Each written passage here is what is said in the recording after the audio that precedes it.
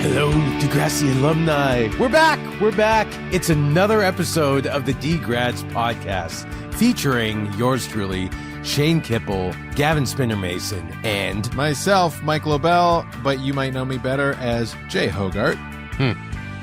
Today we've got a new, fresh episode for you. We watched episode 112, Wannabe.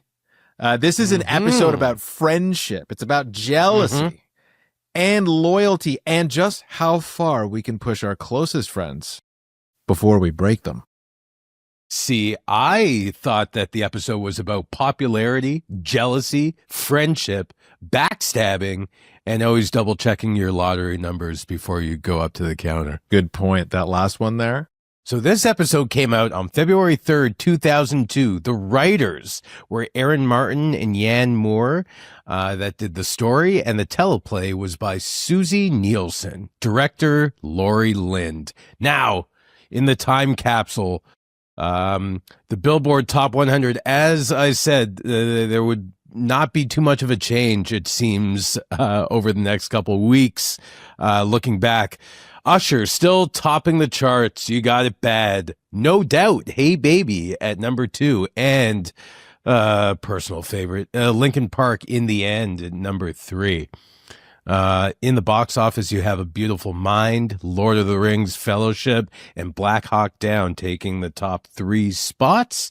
And the top show on February 3rd, 2002 by ratings was Super Bowl 36. Not between us. The Patriots and the Rams. 40 million people in the U.S. watch. It's hard to beat that, man. It's hard to beat that.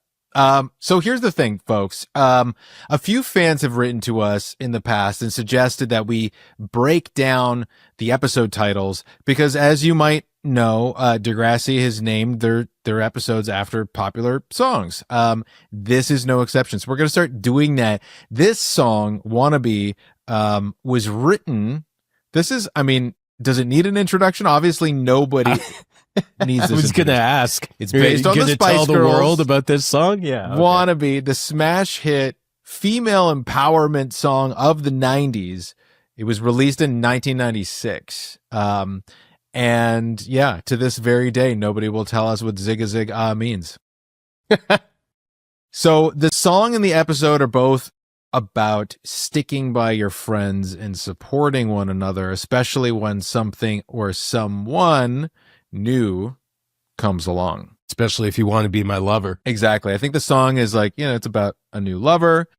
You got to sort of pass the friend test. In this case, it's a little bit more, well, we'll get to it, but in this case, it's about a new friend group. Yeah, and I have lots of questions about if Paige actually has any friends that are truly her friends, because it seems like they're all just cards to play at a certain period of time, or maybe Hazel stole a boyfriend and there's something deep seated in there that Paige is just waiting for. Paige does Hazel.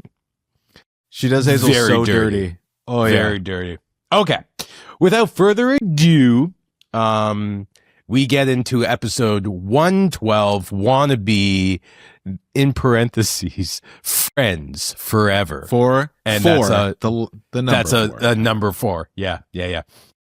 Okay, so we open on Paige, Hazel, and Oscar doing an interview with Liberty promoting the Spirit Squad. What's the Spirit Squad? That is hopefully Degrassi's cheerleading team. But they need a certain number of people to sign up or else the team will not come to fruition. Manny appears. She expresses her interest in signing up, and to seal the deal with Paige, she does a series of fantastic cartwheels. And then she's a shoo-in. I had no idea she was a gymnast. Yes. Well, I mean, she did those splits later on too, and she has the smile pasted to her face too, which that is the true sign of a gymnast. Yeah. Yes, or a dancer in general. You have to have this big manic smile on your face the whole time. It's to paste it over for the pain. Dead eyes, but big smile. Yeah. Dead eyes, huge grin. Yeah. Like Tom Cruise's famous interview when he was talking about being in love. Anyway, now we roll the credits, whatever it takes, and so on. Now, Emma reacts to Paige's announcement about cheerleading and lets us, the audience, and Manny know her thoughts about Degrassi having a spirit squad. She thinks it's outdated. She thinks it's sexist. She thinks it's a backwards movement for feminism, or it's anti-feminist at its core. Manny, who has already signed up for the Spirit Squad and obviously feels differently, carefully offers the opposite viewpoints and has to squirm around telling Emma that she already signed up. She doesn't actually tell her she already signed up, but Emma is asking her if she's planning to, and she quickly changes the subject. I think the new hot take is that cheerleading is awesome and it is a sport and it's it's back, and I would never disparage it now. I think you would get backlash for disparaging it. Yeah. And some of what those cheerleaders can do in those competitive squads is insane. It's amazing.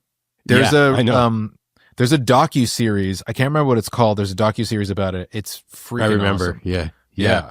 Following like some of the biggest competitive squads in their training, right? Yeah, I can't remember. It's fascinating, and it's obviously so dangerous and difficult. And you've got to be in such peak performance to do that. People get hurt a lot. Just like anything with gymnastics, it's just a torque in the wrong direction, and that might be it for you for good. So, yeah, very true. Props to you, cheerleaders. Don't let anyone disparage. Okay, we're cheering for you. Yeah. They don't need it. Okay. So here we're with Toby and JT. Now they are mashing full containers, mini containers of Pringles down their gullets, and much to the chagrin of Raditch, we do not know why. That's a lot of salt. Pringles are delicious. Hilarious. The scene is hilarious. Also, okay, they start on a close-up of one of the Pringles cans, and it's turned around. And every actor kind of knows what it means when somebody on set says, "Hey, can you just turn the product around so we don't see the logo?" It means they don't have the clearance rights for it. They haven't paid enough money for it. And then the camera pulls back and we see the Pringles logo is revealed. And then in the next scene, we're seeing a sea of Pringles cans. And I thought, great, we've gone from pizza, which is the most overrated, just my opinion, pizza in Ontario, to Pringles, which I don't know, is Pringles a chip? Or is it a different thing? Are we going to get canned for this? I don't know. I mean, Pringles is a chip as much as McDonald's fries are real French fries. Because those are mashed potatoes injected into, they're delicious. Pringles are powdered potato pressed into that form. But that crunch, you knew so much about this, to me says chip. Oh, wait, yeah, well. I mean, I was a big kid, right? I knew my chips. Anyway, so they're mashing all of these chips into their face, like they just got back from war and they hadn't eaten a proper meal in quite some time. And we find out when we see what looks like 24 empty cans set up, that they're looking for the ace of clubs on the bottom of the empty can, much like the golden ticket for Willy Wonka. And the reason for that, if anyone here plays, McDonald's Monopoly, is if you get the ace of clubs and the ace of spades, you win $1 million. Who has it? It's Liberty.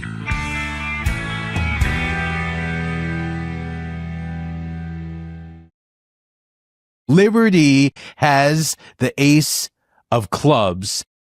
And I mean, personally, the reaction that Toby and JT had, if you were looking for that one other one and you found it and that's $1 million for you, there's no containing that excitement. I thought that was kind of, they missed the mark a little bit. Toby's it was little more smile, and he puts the hand over the top of the Pringles. It was more about covering it, making sure Liberty didn't try to, insert herself into this whole thing, and less about the fact that, oh my God, we're going to be rich. But alas, Liberty is now part of the mix because without her ace of clubs, there would be no money. So now they have to bring her in. She negotiates. Yeah, and she's a hard negotiator. We know that. Okay. Emma and Manny, they bump into Paige and Hazel, also in the cafeteria, who want to see Manny's cartwheel again. And Manny, standing next to Emma, is visibly uncomfortable, and she knows that Emma is judging this whole thing. She doesn't like Paige. She doesn't like the Spirit Squad, but still Manny tries to impress Paige, goes back and does another public cartwheel for the whole cafeteria to see. Sits very well with Paige and Hazel, not so much with Emma, leading to bathroom conversation number 1 of the episode. Now, in the bathroom, Emma is giving her opinions on. She's making fun of Paige. Yeah, she's impersonating. She's making fun her. of the archetype of the cheerleader, right? That's right. Which is kind of tacky by today's standards. She's using the word. Okay, so here's another thing that I noticed. She's putting in the word like in there, the filler word, like, oh my God, like this and that, right? So like talking like she thinks a cheerleader, the archetype of a cheerleader. As the ditzy, like Valley girl kind of. Yeah, of course. And I think this was standard fare. It was easy to make fun of this kind of a caricature in the early 2000s, the 90s and 2000s. Also think like the filler word like, when did that come into parlance? When did people start saying that? I don't know, but I feel like it might have been the 90s. So not, 90s sounds about right. But it also didn't seem in character for Emma. Emma seems to be like the noble, rise above kind of girl. She'll fight for what she believes in, but she doesn't seem to be the one to kind of get really personal and attack people's character like that. So especially off the bat, other women for their choices. Yeah. This is a bad take, Emma. Yeah. And you could tell, or at least I had an inkling that there was some jealousy involved in this. This was not just about the kind of person Paige was. It was, trying to make sure she knows that Paige is the cool girl. And Emma might be a little threatened by that. With everything that Paige isn't, there's a lot that Paige is that Emma probably secretly may want. Anyway. Totally. And is afraid, what if she becomes friends with Paige? Then who am I? Exactly. So now what do? Character assassination. That's right. We've all been there before. It's perfectly natural. And the younger you are, the more, obvious of a choice that is to do. Okay. So, Emma, does not hold back in telling Manny exactly what she thinks of the type of girl that cheerleads, of the types of girls that Paige and Hazel are, and just her thoughts on cheerleading in general. And it's a tense moment when Manny tries to figure out if Emma is actually going to go forward and write an article, a defamatory article of the Spirit Squad for the Grapevine. But what I really do like about this is Manny, we've talked about this in so many episodes. Up until now, she's just been the ultimate supportive best friend, but she still, as mild-mannered and soft-spoken as she is, she still has a backbone. She doesn't get pushed around. She feels the way that she feels, and she won't be swayed. She's the strong, silent type in many ways. Not completely. Yeah, we really see her character come out in this. Yeah, because standing up to Emma as a best friend, who's so opinionated and very brazen, when it comes to her tactics, and we haven't seen Manny have to stand up, to Emma yet. Yeah, she's not backing down. I was very impressed. I was on the edge of my seat. Okay. Then JT and Toby are trying to negotiate a fair split of the $1 million with Liberty. They land on 50% each. So 25 JT, Toby, 50% for Liberty. That's a really good deal for Liberty. Holy smokes. Well, I mean, it's hers. She's the other piece, right? I mean, they could split it 3 ways evenly, but all right. Spinner, who we did see lurking in the background and trying to figure out what they were doing with all the empty cans in the cafeteria as he was there serving food. Should have been paying attention to one thing, paid attention to something else. Doesn't matter. Minor detail. Spinner, through the bookshelves, lets them all know that he is going to racketeer his way into 10% of the prize money. Dude, you should have started at 25. I know that seemed like a but once again, Spinner, not the best of it, but, yeah, 10% was a very low start. And if he's starting offer 10%, and if it's under threat of, severe physical harm, you could start at 50%. You could start at 75%. Totally. It's just funny. Yeah. Him being a big, scary 8th grader, they all bend the knee immediately to this, which I found hilarious. And in the next scene, Spinner even says, yeah, I'm going to hold on to this for protection until it's time to cash in both containers. So Spinner is really finding his way. He's a life of crime. A life of crime starting seems to be what. Yeah. Okay. Manny finds Paige and Hazel in the hallway and lets them know that Emma might write this defamatory Grapevine article. And their answer to this, girl, let's hang out for a little bit. And then they go over to Manny's and they talk about boys and they try on outfits and then start talking about Emma and her opinion on cheerleading when the phone rings and it is Emma. Paige wants Manny to verify once again that Emma is not going to write that article, but when Emma hears Paige's voice in the background and realizes that Manny blew her off to hang out with the mean girls, Emma is not too pleased, to say the least, and she hangs up on Manny. Yep. Ooh, jealousy. The first rift. But I mean, I would do that too. No one wants to be blown off for anybody, especially not for a person that you do not like, and that you might be jealous of yourself. Yeah. Mm-hmm. Yeah, I get it. It's weird to see Emma in this position too. She's usually the one holding the card. She usually has the power. You feel here it's like slipping away from her and she's desperately trying to keep it. Yeah, that's true. That is true. Again, I'm so shocked by, I thought Emma had a little bit more self-confidence than this. Mm-hmm. You know what I mean?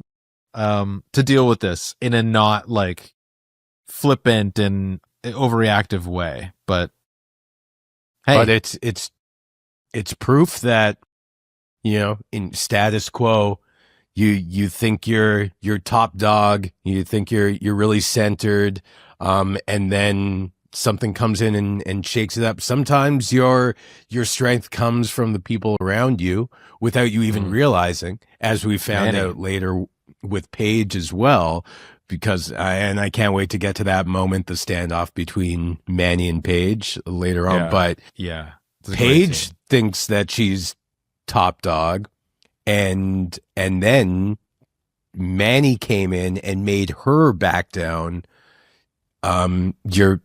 Sometimes really you're only as strong as the situation allows for. I don't know, but I was surprised by Emma's pettiness in this episode too. It didn't I didn't see it coming. I kind of like it though. It takes away from her character currency a little bit. Well, but it also like shows that she's human, because she can't be on a pedestal the whole time, right? She's got to go white through gloves are real off. stuff. Yeah, exactly. Okay, now we're in JT's disgustingly dirty room, and he's desperately rummaging through his clothes and drawers. What's he looking for? I think we all know. He lost the ace of spades, or at least misplaced it. Oh man, Classic this is JT. not going to be good. Classic JT. But could you imagine?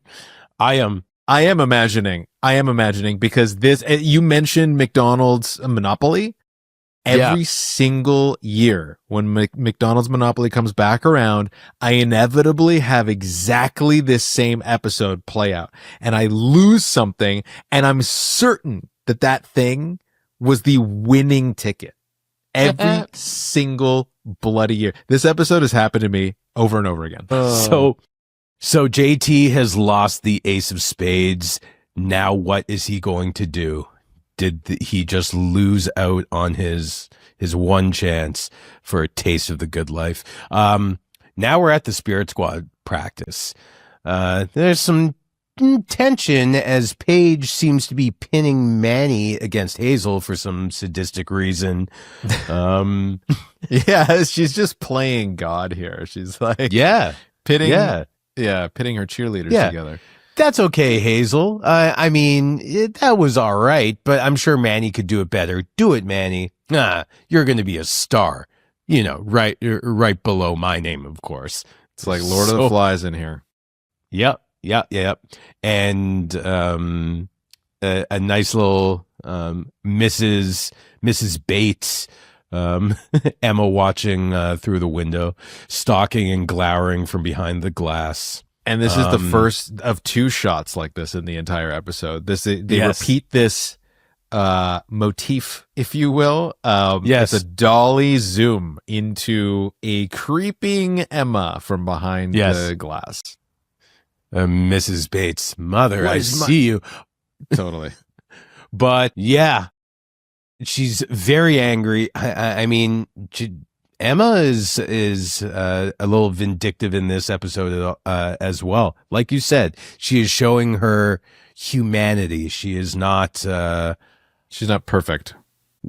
She was angry about what happened the day before, and this results in her writing that article for the Grapevine and submitting it to Liberty, who gives her warning that this might not go over well with Manny. As you know, she signed up, but after Emma essentially says, push it through, the focus becomes on Liberty's shiny new red leather cowboy boots, cowgirl boots. The costumes in this episode, the wardrobe, awesome. Do we know? I love the detail of the cowboy boots because it has nothing to do with the plot at all. Well, it does. Well, it doesn't. It doesn't. It has. Explain. We have no idea why Liberty herself would have chosen to, if she came into a lot of money, get cowboy boots. Is that something she always fantasized about? Is that secretly what she's into? No. But why it does forward the plot is the Liberty and, as we'll see, Toby they think they're already rich, so they're giving stuff Right. away, and this is liberty. She probably spent like $200-$300 on those boots. They were expensive. Okay. She's like, yeah, good point. exactly. I missed that. I was like, oh, this isn't just a fun little thing. No, they're spending the money that they don't have yet. I totally missed that. And then the other wardrobe thing is Emma, and I hate to beat up on this girl so much this episode, but what is up with Emma's chunky green sweater? It is threatening to swallow her head. It's like every scene, it's like bigger and bigger, and it's like up to here. It just keeps adding water, and it keeps growing on her. Yeah, it's like one of those dinosaurs you grow in water. Is it mohair? Is that like the same sweater that Kramer was wearing? I don't know. It looks just like scratchy wool, but it's getting bigger and bigger and threatening to swallow her. What looks like is nice about it is if you found yourself on a plane in that sweater, it has a built-in neck pillow. So there you go. All right, cowboy boots take us to a confrontation time. Paige, Hazel, and Manny run into Emma. Manny is now walking with Paige and Hazel. She switched sides over here, and Emma proudly shows them the article that she just had published. Paige and Emma exchange some blows back and forth. Read a few excerpts. Paige critiques. Manny is very hurt and upset by Emma grouping her into the class of bimbo that she seems to be generalizing all cheerleaders with, and crumples up the article, drops it. I think she should have thrown it at Emma, but she just dropped it and runs off. Emma, maybe a tad remorseful in this moment, follows to the bathroom. Bathroom conversation number 2. Bathroom fight.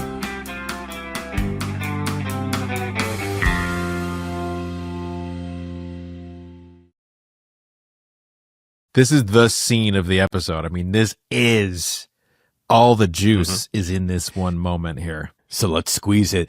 Emma is angry that Manny is considering Paige a friend, and tries to character assassinate, convince Manny that Paige is just using her. Manny chalks this all up to jealousy from Emma, as the cool grade 8s are choosing her. She's getting the nod. She's getting the tap, and Emma just can't take it. And that final, some hurtful things were, oh, you mean my favorite new line of the season? You're so boring, sometimes I want to scream. Yeah. Which is also a funny line. I don't buy it when it came out. I mean, Cassie did what she could to sell that, but it's just it's so dorky. Yeah. And it's a little clunky. You're so boring, sometimes I want to scream. But she owned it. She committed. But it was funny. I laughed a little uncomfortably because it was also very rude, very upsetting. It was very rude, and but I think Emma was more hurt by the Paige's fun part, because I think Emma realized in that moment, and it seems to be true when you look back at it, that for everything Emma is, fun and easygoing are not those things. Yeah. Yes. She is not so much fun or easygoing. No. And I mean, that comes with the territory. If you're going to take up the mantle and be an activist, a lot of the time fun is not going to be in your vernacular. Just lighten up a little bit. Emma also refers to Paige as a pretentious wannabe. Boom, the title of the episode and the song in the dialogue. That's pretty fun. That's right. But so it's funny. She's calling Paige the wannabe, but isn't it really that Manny is the one who's sort of being accused of being the wannabe here? I'll go is everyone a wannabe? I'll go one deeper. Isn't it really Emma who might just be projecting her insecurities of not being cool enough or interesting enough or enough to be Manny's friend? That's right. I went to therapy. You want to talk about it? Later. Maybe on the next episode. We'll just do an entire Next Patreon episode. Yeah, next. Hit us up on Patreon, where I will go through my entire last 10 years of therapy. Okay. We are back with JT, who walks in on Toby giving away his Sega Game Gear. Because apparently it was that was so. I mean, Game Boy was great, but the Game Gear in color. Holy, come on! Oh my God! Come on! Evolution of. Oh yeah! Anyway, so Toby's giving away his Game Gear to a fellow student because it's cheap, and he has plans on upgrading all of his electronics with the prize money. He's going to get a PlayStation 1. Yeah, that's right. Crash Bandicoot. So JT has to tell Toby to slow his roll, and then eventually has to fess up that he lost the other piece. And Toby goes absolutely ape on JT. Like, he loses understandable his G-darn mind completely in the best way. I would tackle him through the wall. I love Goldsby in this mode. He's a wrecking ball. I want more of this. I hope we get more of this. Well, we got what we were hoping for with Manny. Maybe Toby will prove himself to us as well. Yeah. All right. And to button up that scene, we have Batman Mr. Simpson, entering late and anxiety laden as always, and who introduces today's lesson, Photoshop, right before Manny takes a very uncomfortable and somewhat unwelcome seat next to Emma. That was weird to not say that. That was actually a really beautiful shot. Just the Emma in the foreground and the focus pull, but it was done very well. It hurt my heart that Emma and Manny are at ends with each other. They're the best together. I'm so upset. I know. Then in the next scene, are you going to talk about the cowboy boots in this shot, the establishing shot of the hallway? No, I didn't see cowboy boots. Did you notice that? It was a little Easter egg. So the class, I guess it's in between periods. The bell rings and everybody comes out into the hallways. And in the sort of chaos, you see just a pair of those red cowboy boots go right past the screen. It was Liberty. Or it could have been an AD with her cowboy boots on, pretending to be her, because you couldn't see her. I'm wondering what this could be. Is this like the fedora thing, or like Bruce McDonald's cowboy hat? We're establishing red cowboy boots in this. It's a thing. It's a thing. It's a motif. It's a motif now. But I had to draw attention to Raditch announcing that the Grapevine edition has been released and is available for pickup, and the featured lunch item is Mongolian chicken stir fry. That's right. I don't know who's dishing that up in a hairnet. Good call. I just I don't think in all my years in school would the principal or anyone announce what was on the menu in the cafeteria that day. Yeah. But sure. I thought it was cute. Like, I thought it was fun. Like, I kind of wished schools did that. It would be more pleasant. Also, Mongolian. What was it? Mongolian chicken? Mongolian chicken stir fry. Man. Yeah. Mongolia is top of my bucket list of countries to go to. So. Yeah, you're going to forage across the Gobi Desert and see if you can survive. Man. I want to see those girls who fly those hawks, those eagles. It is my wish. Nothing but the best on your trip to Central Asia. You. Okay, so Manny sees Paige and Hazel taking all the copies of the Grapevine off the rack and suspiciously, secretively walk into the gym. She follows, and the girls are ripping Emma's article out of the Grapevine edition. And I understood the reason. Paige says that this is bad press and it could stop people from signing up. And we only have 8 members so far. If we don't get 12, there will be no Spirit Squad. But as true as the motivation may have been, then this is kind of like, the initiation into the mob where like, okay, now you want to be one of us? Take the shot. But I don't. Yeah. And, there's a few of these mob-like moments in this episode. Yeah. Spinner coming out and basically extorting them because of threat of violence that he himself is going to perpetrate. There's that. Yep. Also, Spinner is about to come back as Liberty's muscle. Yeah. That's true. I know.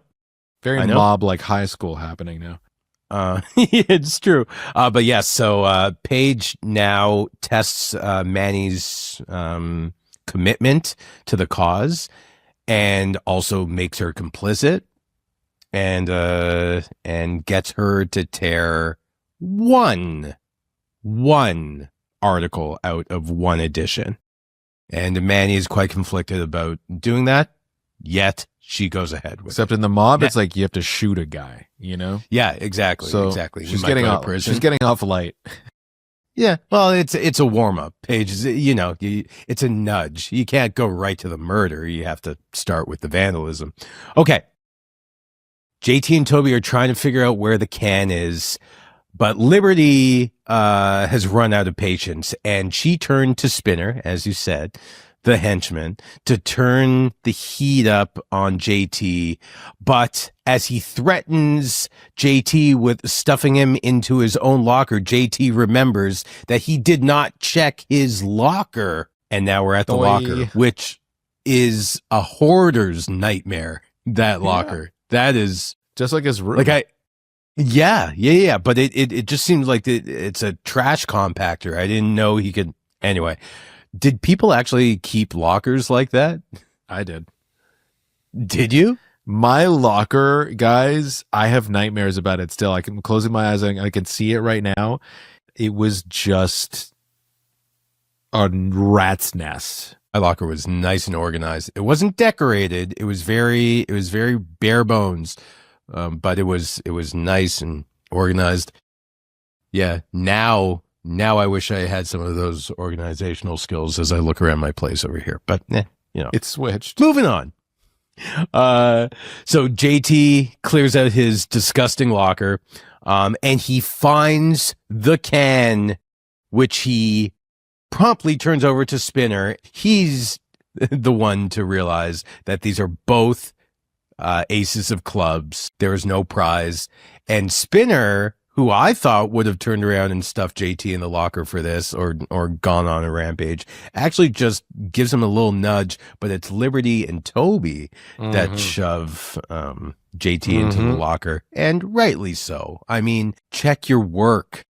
It's like, I got Boardwalk and Park Place, and then you realize it's just two Park Places. Come on, man. Dude, it's an amateur mistake. Actually done that. That's me. Every year, I'm telling you. Do you remember that lottery ticket, Instant Millions? Do you remember that one? It was a scratch ticket.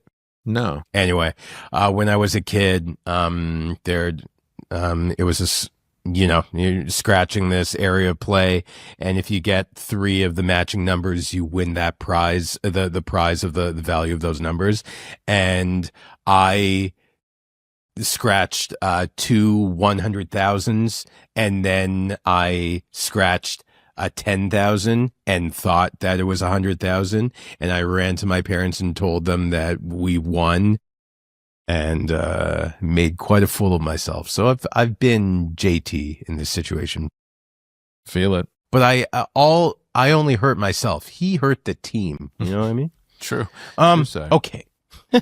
So Paige is now overseeing Oscar's designs of the cheerleader outfits, and Simpson and Emma enter to question about the vandalized Grapevine editions. And Paige, as strong a woman as she is, denies. She is very Machiavellian. Whatever she has to do, she just, no, wasn't me. Manny is actually about to stand up and take Do the right credit for thing. this, do the right thing. But Paige jumps in and just blames it all on Hazel.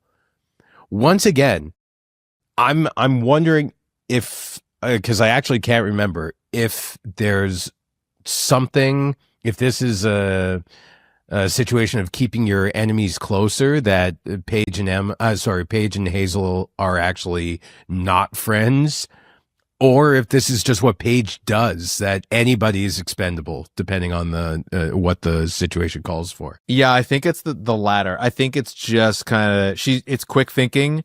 Who can I blame? Oh, the person who isn't currently here right now. That's terrible.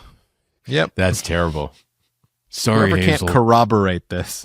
But now we're starting to see that Manny realizes that Paige does just use people. And if that's what she's doing to Hazel, what does that mean for her? So Manny is left to question what kind of friend Paige really is. And when she confronts Paige about this, who just tries to breeze it over, she doesn't even, she killed her friend. And then she's essentially asking like, okay, what are we eating for lunch right now? Just on to a different topic. Manny asks Paige what kind of person would do that and why would she do that to Hazel specifically. It results in Paige saying, you know what? You did it too. And even though you just did one, they're gonna hear that you did all of them. But Manny stands up to the queen bee in school. Mm-hmm. She calls Paige's bluff. She's like, yeah, what do you think Simpson is going to think about this? I don't know. Let's go ask him. And that Paige was just expecting that to be the ender of the argument. But Manny walks away. Paige is now on the defensive. That was such a beautiful moment. Man, when Cassie, when she confronts Paige, she switches gears. She goes to another level, and you can see her grow up because she's been very, very sort of timid and sweet and nice and reserved and just there to help and everybody get along. But now she is full defensive, and she becomes like bigger than Paige. She becomes older than Paige. She becomes cooler than Paige. She becomes more confident than Paige. It's kind of amazing to see her go from 0 to 100 in a couple seconds. It was quite a transformation on screen. Yeah. And then she tells Paige exactly what she thinks of her as a person. And Emma is in the background overseeing this whole thing with a smile on her face this time, or at least a grin. And just watching Paige be taken down a few pegs and be very aware that this is happening in public in the middle of the hallway, that her reputation is going to take a hit from that. Everyone saw a grade 7 just hand her ass to her.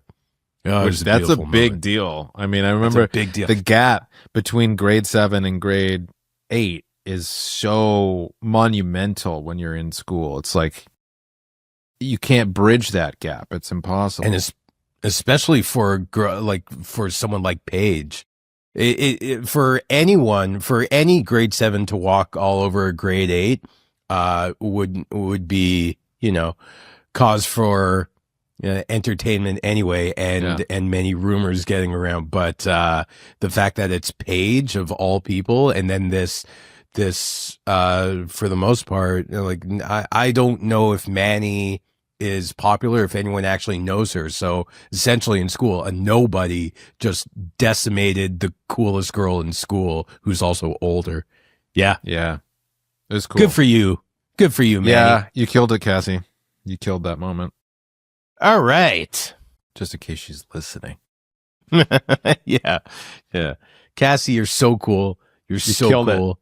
You know what would make you so much more cool if you came here and talked about your experience on Degrassi and playing Manny yourself. Just saying. So this takes us to our final scene.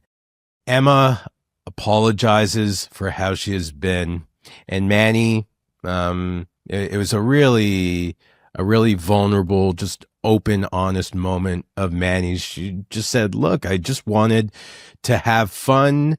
And then Paige took an interest in me, which obviously felt good. And then it just became really complicated.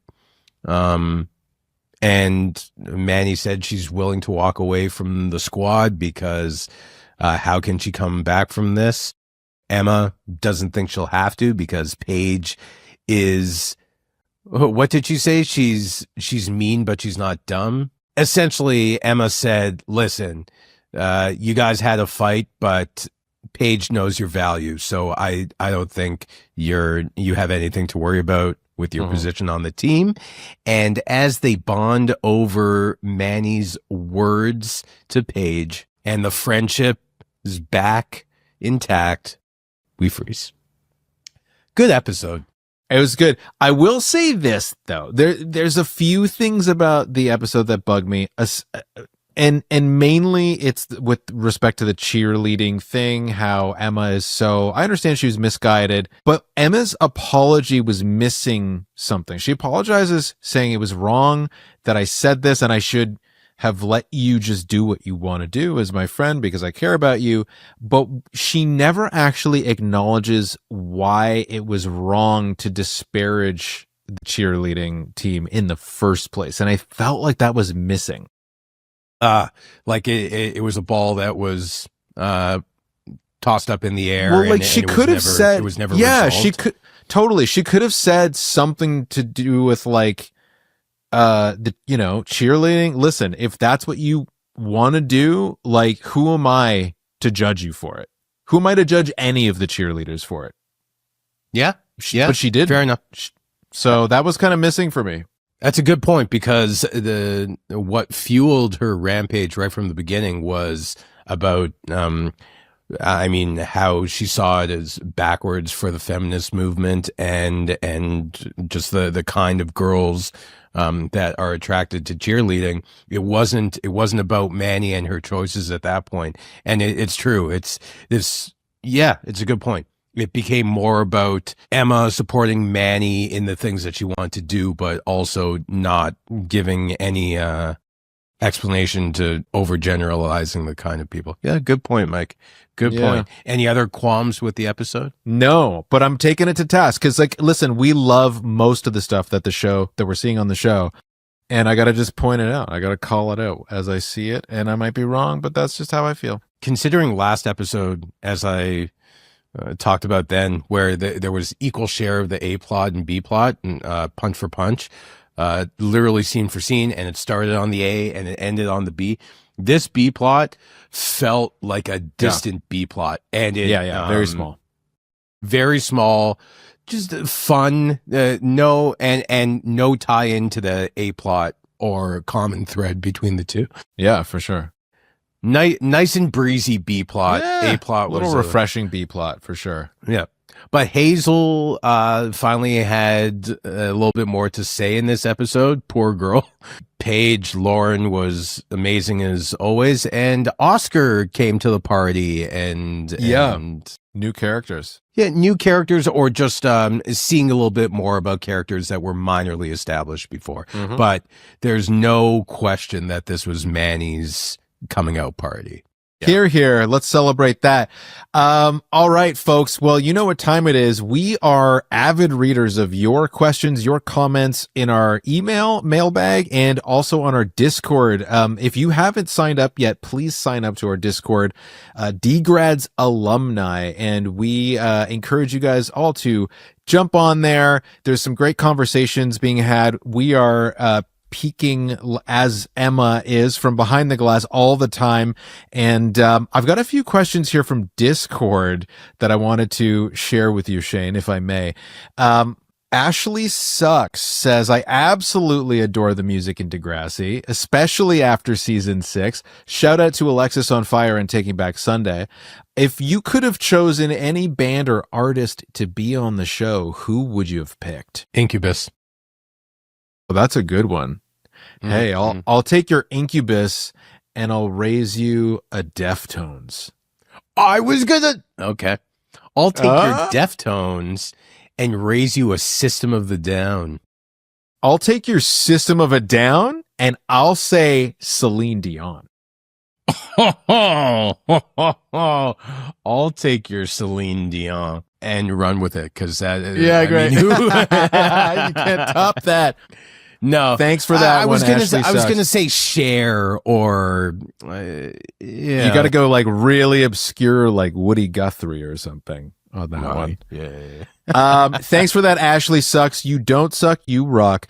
Mew 422 says, dude, Mike sounded like he had a good story about the commercial and Edward Norton, and then he just bailed. Can we hear that story on the next episode? I'm going to make it really short and sweet, but this one's funny.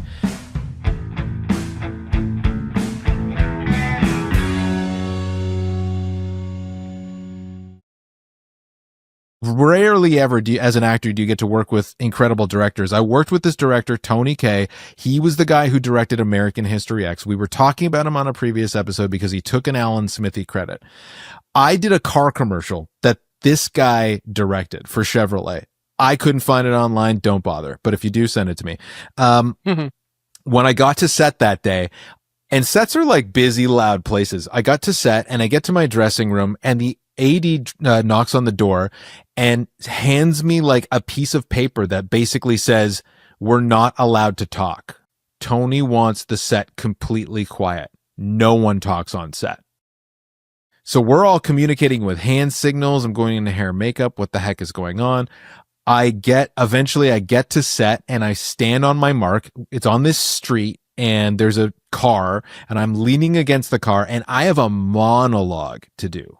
That's the commercial. I'm doing a monologue and I'm standing there on my mark waiting 10 minutes, 20 minutes, 45 minutes waiting for something to happen. Then finally Tony comes to set and he gets onto the dolly, the camera dolly. The DP like gets off. He looks through the view piece down the barrel at me.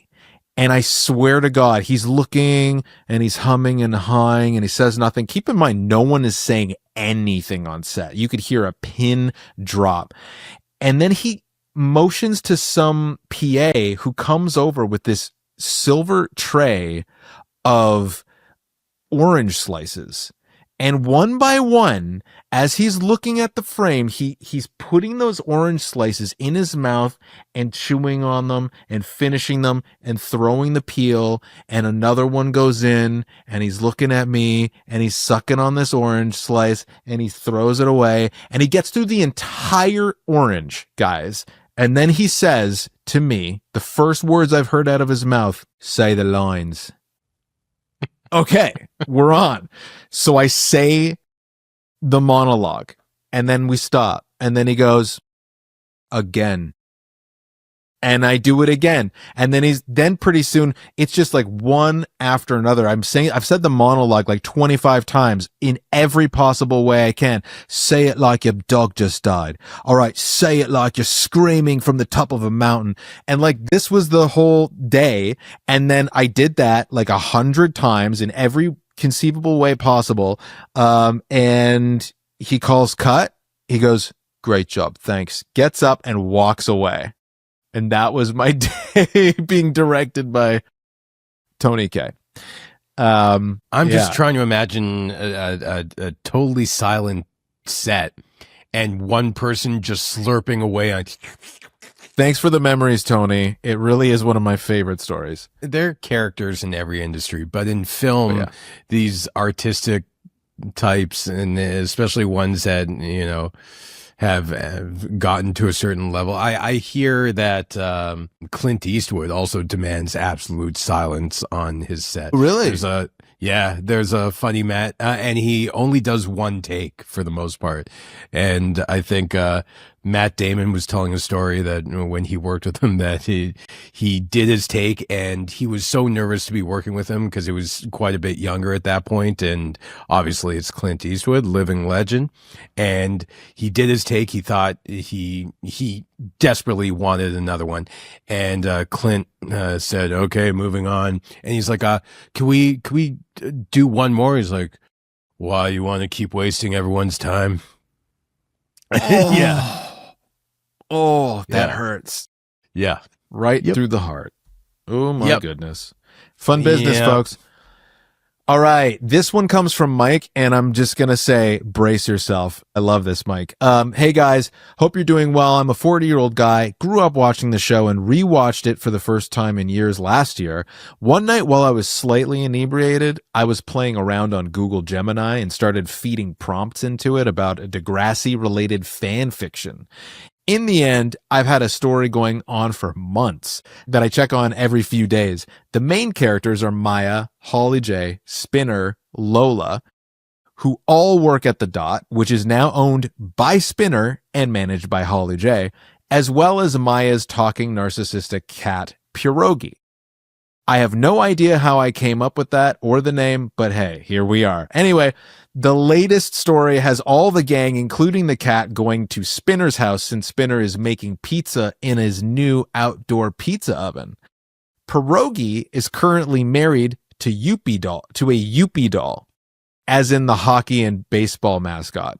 And Spinner's dog, an ancient golden retriever named Cosmo, growled at it since Spinner has trained him well to hate the Habs, being a Leafs fan.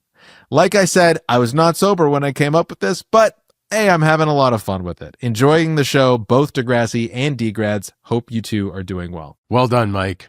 I need to know how this thing ends. Can you keep sending us this fan fiction that your AI and you are hallucinating?